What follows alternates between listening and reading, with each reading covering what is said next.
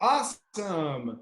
Thank you so much. Sorry we were a few minutes late. Nick and I were venturing out into the woods, and we were on a roll and we just lost track of time. And now here we are. We have found ourselves in other parts of the woods. My name is Manny Yakutiel, and I'm the owner of Manny's, a small business in San Francisco on the corner of 14th and Valencia. Manny's is a civic gathering space. Unfortunately, we had to close due to the shelter-in-place order. But just because the physical place is closed, my friends, my people, the work is not over. We have work to do. So we've moved our programming online, and that has brought you to this very place, this conversation between Nick Josefowitz and Manny Yakutiel about urban policy and planning during this crisis and in San Francisco. 2 housekeeping notes. If you would like to ask a question at any time, you can type it into the little Q&A button box, and so feel free to ask your questions at any time. And if you like what you're hearing, or if you don't like what you're hearing and you want to talk shit about us, you can tag us at Welcome to Manny's. And there was one other thing, but I forgot it. Oh, that's it. Basically, thank you very much, everyone, for being here. Oh, yes. If everyone could just take a second and raise their hands, I would love to see who's here. So there's a little hand-raising button. Just go ahead and raise your hand so I can see who's here. Get a little audience participation. There's a lot of people on this call. Thank you so much for joining. We really appreciate it. All right, Nick, how you doing? How's the forest? Hey, Manny. Hi. Thanks for having me on. My pleasure. So you've done a lot of things. You worked in clean energy. You were one of the BART directors. You represented half of San Francisco on the BART board. And now you're policy director of Spur. What the hell does that mean? Yeah, so Spur is a think tank, and we work on how to make housing more affordable, how to reduce our greenhouse gas emissions, and how to make our cities more equitable, more resilient, and easier to get around. And we kind of work mainly in the Bay Area and in San Francisco, Oakland, and San Jose specifically. Mm-hmm. So it's fun, I get to work on important things. And tell me about what some of the big strategic priorities were for Spur, as it was probably the largest urban planning, urban policy think tank in the Bay Area. What were you guys working on before all this? Affordable housing was a super high priority for us. And as it was for like so many people. We actually just released a report on the cusp of when the pandemic was coming, which was really one of the first assessments of how many more new units of housing we would need to build in the Bay Area to be able to retain some level of affordability. And it was over 2 million units, and we would have to. And so we're sort of pursuing a whole set of research on how we can actually build those units and do it in a way which doesn't displace existing residents and really creates kind of affordability for people who need it most. Okay, so how do you? Because I feel like there's this sense that if you want to build a lot of housing, that automatically means displacing people of color, low-income people. So I have heard folks who are in opposition to a ton of new development say that they're in opposition because of its displacement. And I've also heard a lot of people who are very pro-housing building say that's not necessarily the case. So can you help me understand how you can build a lot of housing without displacing a lot of people? Well, I'll tell you one thing that you can do. You can build housing in communities with sort of wealthier people. And there's actually a huge amount of evidence to show that if you can take communities that have a huge amount of opportunity. So they have good schools, they're close to good jobs, they have like the beautiful open space that you have behind you, and they have relatively low crime rates, and you can make those communities more diverse. You actually significantly improve the life outcomes of the new people who are moving in. And often those are the communities that have actually been the most exclusionary. Dating back, pre-1970s, those were the communities that, often had racial covenants where people of color couldn't buy home, where those were the communities that downzoned explicitly to prevent rental apartments coming in. And so one can build, one can build housing there and provide real pathways to opportunity. Okay, so Go ahead. No. No, please. You're the smart one. I don't have like a comprehensive set of solutions. I just got like a bunch of sort of good ideas that we can throw at dartboard. I want to hear your good ideas. I'm interested in this. What was your next good idea? The other thing that we can do is we can significantly reduce the cost of building affordable housing. You know, there was an article that just came out that showed that in the Bay Area, there were several affordable housing developments that were being built at over $1 million a unit. What's causing it to be so expensive? It's the process of how long it takes to entitle these things. It's the financing that you got to go pick 6 different subsidy sources from like 5 different state governments and the city. You got to provide a huge amount of community benefits, even though at the core, the community benefit is that you're providing sort of affordable places for people to live. And there's just, you know, a sort of a very complicated set of building codes, which are all very well intentioned, but which don't interface well with each other. So you have to end up spending a lot more than you otherwise would need to. Do you think, Nick, that the pandemic that we're in right now, and I just uttering those words, it's still sometimes like, what? Like, we're in a pandemic? Well, we're in a pandemic. We're in a coffee shop. No, we're in a pandemic. Okay. No, we're in a pandemic. Okay. And in a crisis. And do you think that there is a way that could bring down the cost of affordable housing? And if so, how? You know, I think it's a real opportunity because land costs could go down, and we could start to see the cost of subcontractors go down, which was one of the real driving costs. And so we sort of see at Spur affordable housing as community infrastructure, and the best time to build infrastructure is during downturns. Because you can do it less expensively and it also keeps people in jobs. Infrastructure has been one of the main kind of stimulus job recovery tools since like the Great Recession and before. And so if we can put people to work building affordable housing, that's just like, you know, win-win all over the place. And is that something the federal government needs to stimulate, or is that something us here in the nation state of California and San Francisco can make happen? You know, the federal government could do a lot of help if they really kind of, you know, put stimulus money towards affordable housing infrastructure in the same way that they often put stimulus money towards sort of other types of infrastructure, or in this case, you know, bailing out oil companies and airlines and cruise liners. But we can do a ton here. I mean, if we can reduce the permitting costs, if we can reduce the permitting time, if we can sort of, you know, really cut back on the things that make affordable housing so expensive in San Francisco and all around the Bay Area, we can do a mini stimulus without spending a single dollar, just by making it quicker and easier to build.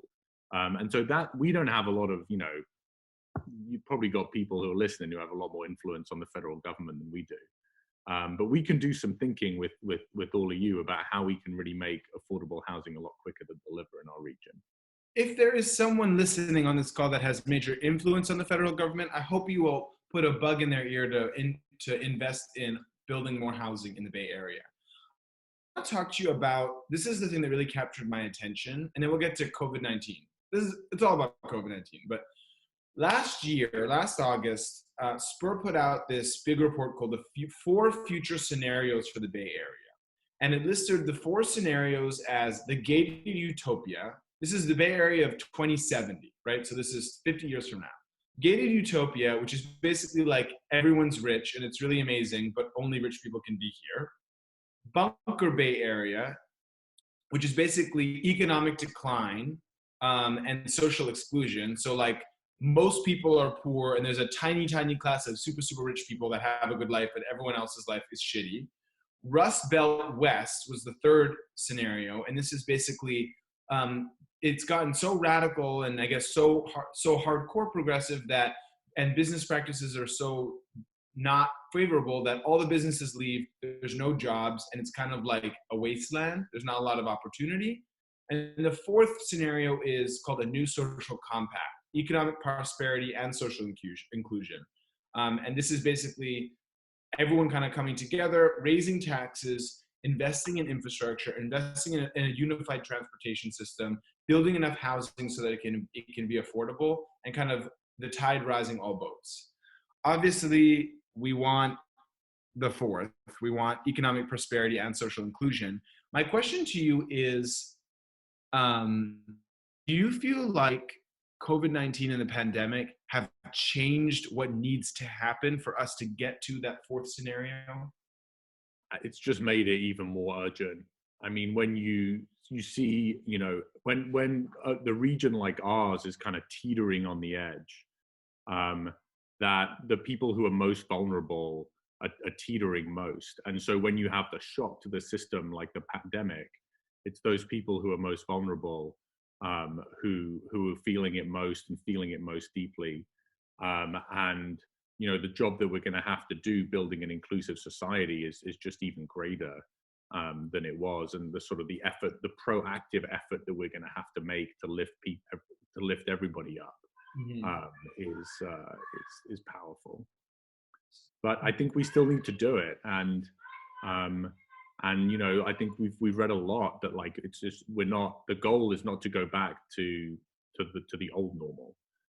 The goal is to kind of use this, not be opportunistic, but see the opportunity in this crisis to kind of build a much fairer society than we entered, and so create much more resilience amongst everybody to withstand these types of shocks. So if folks have questions for Nick, you can type them into the Q&A box at any time. I just have a couple more for me, and then I'm going to get to questions. So feel free to start typing your questions now if you have them. So here's my thing about that, Nick.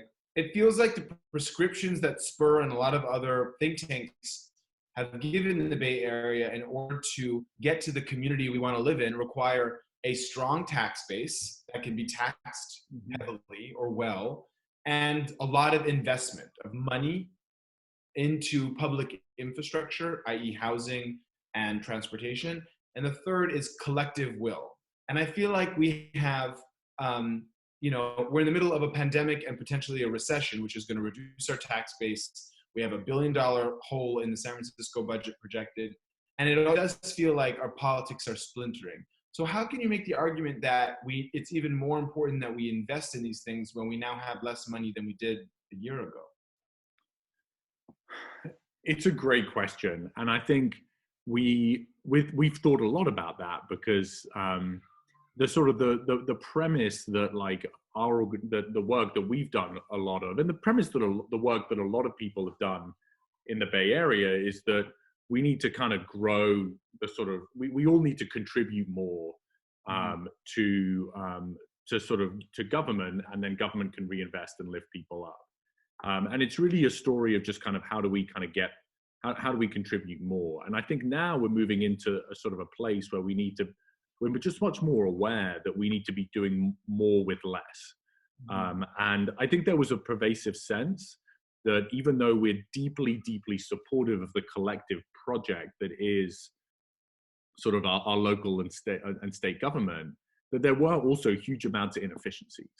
I mean, just take like transit infrastructure as an example, which is one of the ways that people can, you know, by building robust transit networks, it's how people can access opportunity for themselves and their families. It's going to have taken us almost 50 years to build BART to San Jose. It's going to take years. It will have taken us 50 years from when we started that project to when it's now scheduled to be finished. That's so embarrassing. It was fully funded at least 4 times before cost overruns made it unfunded. Wow. And there are sort of they're not like, it's not a sort of a to say that there's just like, you know, easy inefficiencies to kind of go grab, but there is good work to be done to make government much more efficient at delivering kind of core infrastructure and core services. And I think that's ultimately what's going to kind of allow us to continue making the kind of delivering the results by making kind of smarter investments. So now we're in the middle of this, Nick, and you're the policy director for this think tank. And a lot of people are asking the question of what will cities look like during and post all of this. And so what is Spur working on? What are you working on? Kind of what's cooking right now with Spur and with, the policy thinkers and all the folks that you're working with? Yeah, what a city's going to look like, I don't know. I mean, I wish I knew. I think one of the things that makes cities so great is what goes on the ground floor. Yeah.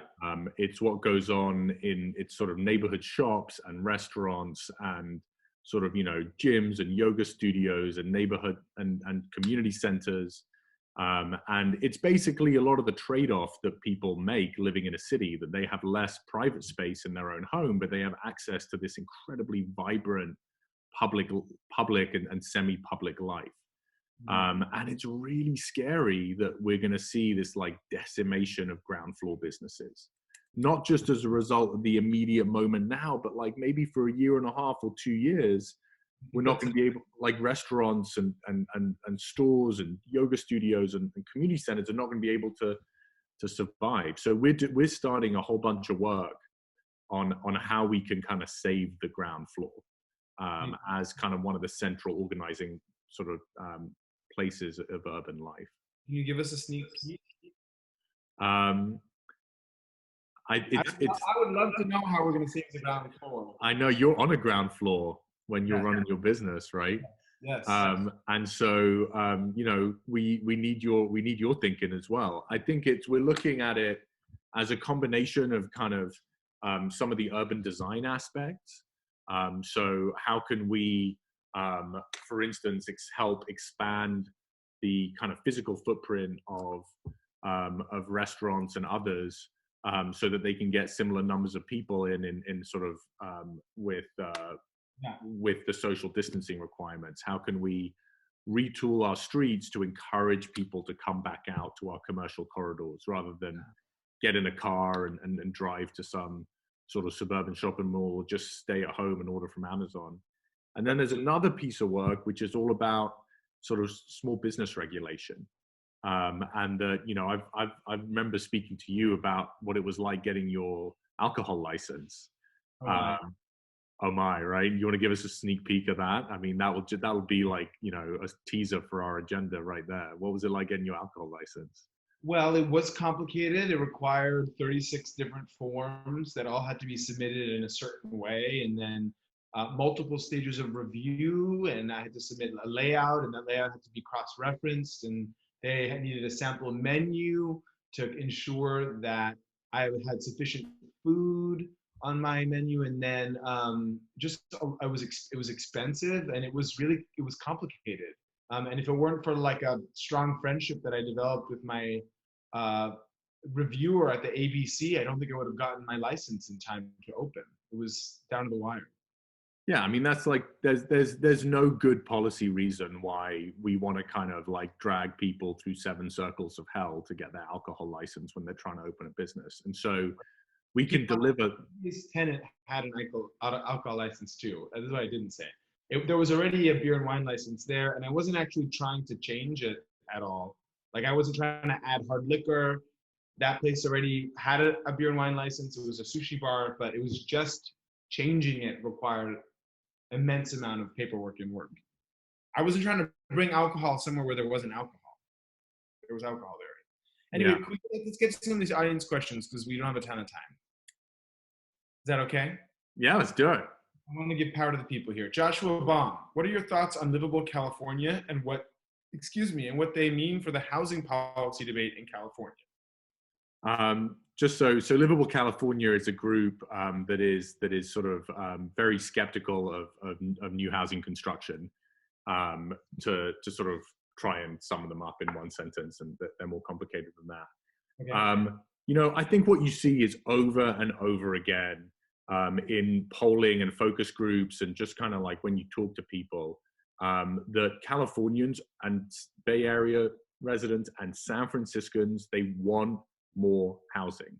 And in the latest poll in San Francisco, over 75% of people said that they wanted new housing, even in their own neighborhood. And you know, I have 4-year-old twin boys, and, you know, I spend an enormous amount of time walking around the neighborhood with them now. And it's sometimes, you know, we come across someone who's who seems to be unhoused on the street. And, you know, I try and talk about it and with my kids, and they're like, why are they living on the street? And I'm like, well, they don't have a home. And their reaction as 4-year-olds is like, well, we should build more homes for them.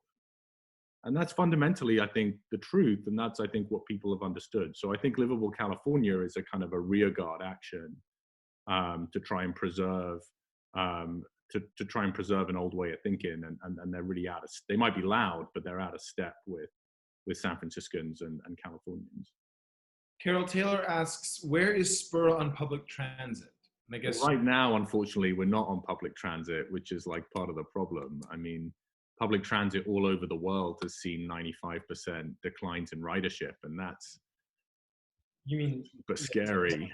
You don't think it's going to bounce back? I think it's not going to bounce back to where it was for a while, and I think you're going to see these kind of converging sort of threats to public transit in terms of like both the real public health crisis and then the kind of lingering impacts of the public health crisis, where people don't want to be in close quarters. Mm-hmm. You're going to see like a decline in revenue from fares and sales taxes and other government revenues, meaning cuts in service. There's going to be less congestion, so there'll be less incentive to get out of your car, and oil's really going to be really cheap, and gas is going to be super cheap, so it's going to be a lot less. Enough of this bad news, Nick. Where's the good news? Come on. So I think what it's good, you know, if we can land this, if we can think about how we want to rebuild after this, I think it's really centering our transit.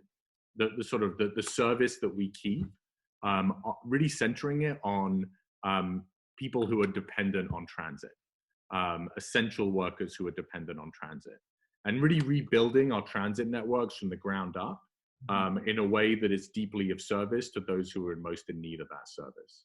Got it. And I think it's also an opportunity to kind of like while we do everything that we can to rebuild our transit networks, to understand that transit, as we traditionally thought about it, is not the only way that we can kind of create livable cities and reduce congestion. That, you know, biking has taken this as like totally taken off, not just from my perception, but as a like, you know, sort of bicycle count, sort of statistical truth all over the world, because it's cheap. And it's socially distant, and it's like it's now a lot safer because you don't have so many cars on the street.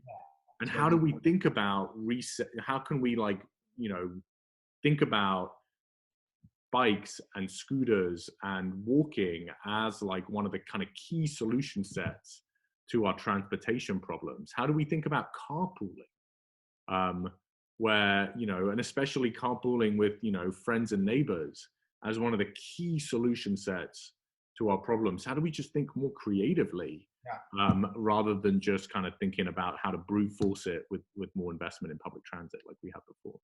All right, Felipe Afanador, given your experience serving on the BART board, how can one better integrate the multiple public transportation systems?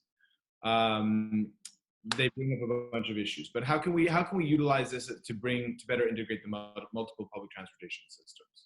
Yeah, I mean, you know, now is the time to start merging some of these 29 different transit agencies. Like, we should not have 5 different bus operators in Solano County.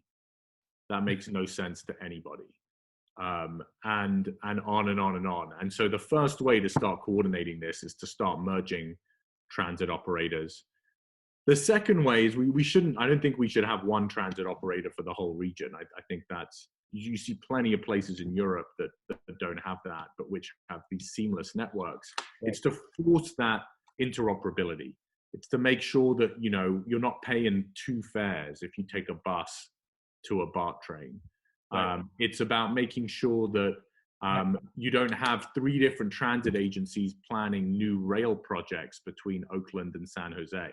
But you have a regional kind of network plan that can say, okay, we're going to do 1 rail project, between Oakland and San Jose, and this is how we're going to think about it. Right.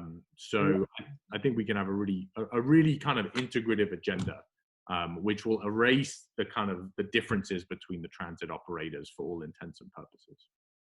Felipe has a follow-up question, which is basically like, do you think that's going to come from the ground up, or is that something that the state can just say, y'all got to do this?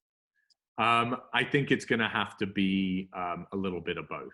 Okay. I think we're going to have to see a lot of buy-in from local stakeholders, and I think we're going to have a real forcing function from either the region or the state or both. Okay, Michael Wong, do you think there will be more opposition to density housing and public transit post-pandemic, given that it might pose more risk for easier and speedier spread of the virus? So, Michael, there is no link between urban density and the spread of the virus. No link. There's like a number of studies that have come out that basically show this. And anecdotally, you look at places like Singapore, and it's one of the densest places on earth, and they have been much more effective at combating the virus than New Rochelle, which is not one of the least dense places on earth, but it's just not. It's really just sort of classic American suburbia. Mm-hmm. The reason that people think that density is associated with COVID is two factors, I think. I think the first one is that the dense places in the United States also tend to be the most globally connected ones. So they're the ones that got COVID first. And so and because a lot of the country basically went on lockdown at the same time, other than San Francisco and California, that there was a huge opportunity for the virus to grow in places like New York before we got locked down. And in other places, they locked down more or less at the same time as New York, but they weren't nearly as connected, so the virus hadn't spread as much. And the second reason is just how we think about numbers. That in New York or in cities, there are tons of cases. And in an individual rural county, there are very few cases. But there are also very, very few people who live in an individual rural county. And so when we think about proportionally how many people are actually kind of coming down with the virus, it's not related to density in any meaningful way. And actually, there's a lot of evidence to show that you're a lot healthier if you live in a city. So I think Michael is on to something, that people maybe may see density as one of the key drivers of transmission. But I think those of us who've looked at the numbers really have to push back against that narrative. Got it. Gia brings up another equivalency, which is that the nightmare of the pandemic is also having positive impacts on the environment. Few people on transit, pollution generating production is halted, cleanest air in decades. Do you have a thought on how this moment, do you have any thoughts on how this moment and what comes after can be somehow used to make ongoing progress on climate and sustainability issues? This is the cleanliness of the air is something that I think has made us understand how dirty our air was before. And we don't even live in a place with particularly dirty air.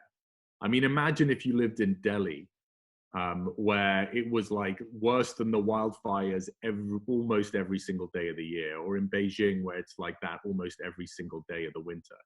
And then this comes along.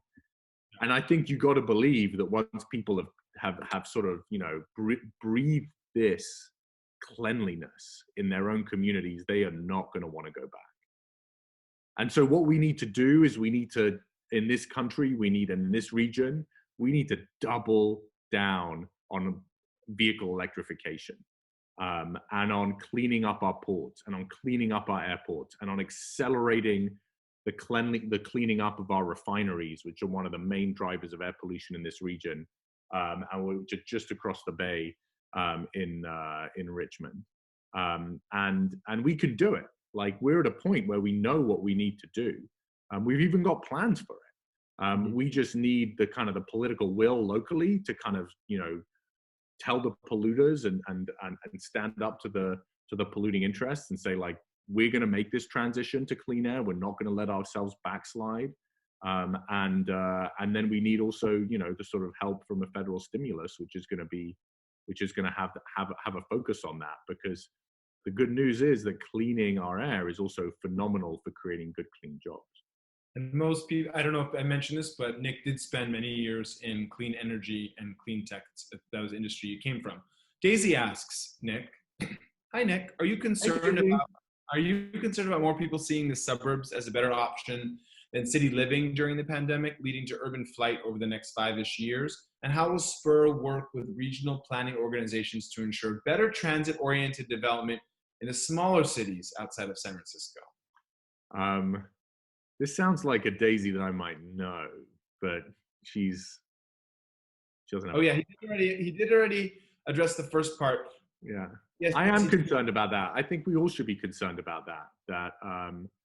That sort of people, both I think for maybe sort of anxiety around public health issues, which I think is unfounded, but also like real kind of, you know, issues around, like, if we're going to be spending more time at home for the next 2 years in a really significant way, like, maybe people want a slightly bigger home, and, you know, maybe they can get that in the suburbs. Maybe they want they want a front lawn or a back lawn, or they're like, I'm tired of my tiny apartment in San Francisco. Like, we just had to spend 3 months in that tiny little apartment. No more. Yeah. So I think that's a very real concern. And, you know, when people move to the problem in my backyard where I am right now. That's the zoom back. So option 1 is you move to the suburbs. Option 2 is you get a killer zoom background, and like you make everybody believe that you're there. Just pretend you're like in the woods all the Yeah, time. it's like, it looks like Atherton to me, Manny. So I think that's a real concern. And you know, I certainly don't have all the answers about how we can kind of make cities livable again during this kind of next year and a half or so, when we still haven't kind of come out of that public health crisis. But I think seeing a mass exodus to the suburbs is going to be a real shame, even though it might be for understandable reasons, because you're going to just see some of these patterns which are kind of have made our community so much less resilient, and just kind of exacerbating from sort of, you know, climate change to air pollution to water scarcity to wildfire risk, things like that. I'd like to direct everyone's attention to the screen above me and the chat box. In the chat box, the operator will soon put in the link to become a sponsor of Manny's, my small business. It's joinit.org/o/Manny's. That's the link. Just say it, repeat after me. joinit.org/o/Manny's. You can also just click on the link in your chat box and become a sponsor. It's $36 a month, and it is going to be a long and slow recovery, people. And I am nervous. I am worried about my small business's ability to make it. I am. It's serious. I was just on the television talking about it. And the way that I know that we will make it through is if folks on this call become a sponsor. We have a goal of getting 36 new sponsors this week. So please go to the link in your page and become a sponsor. Nick has also put up his merch for Spur. Nick, what do you have to say about Spur? I just want to say you should join Manny's. Like, it's you know, it's really with like civic organizations like Manny's that we have civic resiliency in times like this, where we as a, you know, we don't retreat into like ourselves and to Twitter, but we can kind of, you know, reach out to each other and have places where we can really kind of grapple with some of the most difficult issues that we're facing, whether they're kind of political and urbanist or other. So join Manny's. Do it now if you haven't. It's right there. It's a wonderful investment in our community. And so Spur. And you should also join Spur. Awesome. Operator, if you can put the Spur membership link in the chat box as well, that would be great. And I just want to thank our team, Sam, Ram, and Jupiter, for putting all these talks on. Today was a very full day for the conversations. We are doing this programming every week, this week and next week. We've got a lot of exciting programming coming up for you. And I want to thank Nick Josefowitz for joining us today and for taking time away from your amazing twin boys to answer some of our questions. Thank you for writing that. Also, folks, that report that I mentioned earlier about the future scenarios for the Bay Area, that's also in the chat link if you want to read it. I read it. It was fascinating and kind of scary also, and had really great graphics. All right. Thank you very much, Nick. Have a good rest of your evening, and thank you everyone for tuning in. Good night. Thank you.